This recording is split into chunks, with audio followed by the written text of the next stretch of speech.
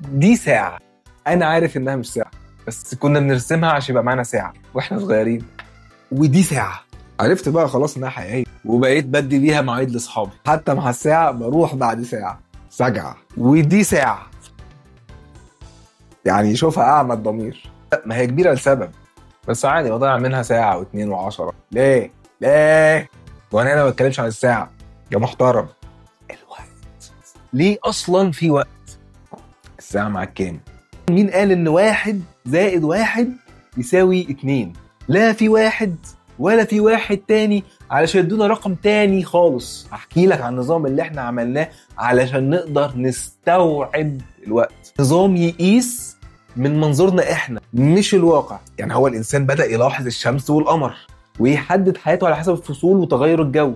مصر القديمة 3500 قبل الميلاد. الفراعنة أول جهاز يقيس الوقت بالشمس والظل. البابليين 2000 قبل الميلاد، هم اللي قسموا الوقت 24 ساعة.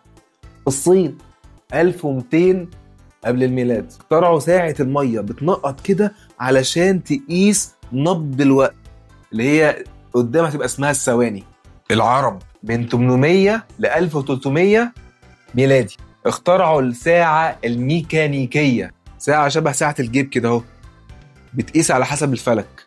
بعدين 1300 ميلاديا في أوروبا فطوروا الساعات الميكانيكية لتروس وأوزان بتحركها. جه بقى جاليليو 1600 ميلاديا، البندول بقى أكثر دقة في حساب الثواني. بعدين بقى 1900 بقى بتاعتنا بقى 1900 اخترعوا حاجة اسمها الكوارتز، اهتزازات الكريستال بتحسب الثانية أدق. 1955 لحد دلوقتي الاتوميك واتش، ذبذبات الذرة دقيقة جدا، بتخسر ثانية كل مليون سنة.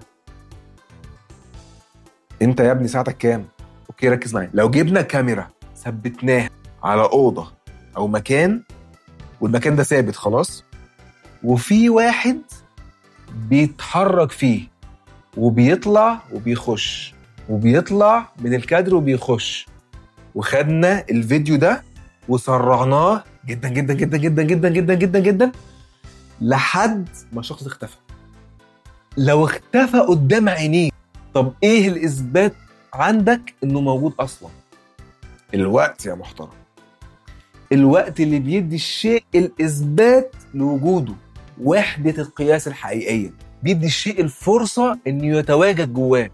فاحنا مش موجودين بدون وقت.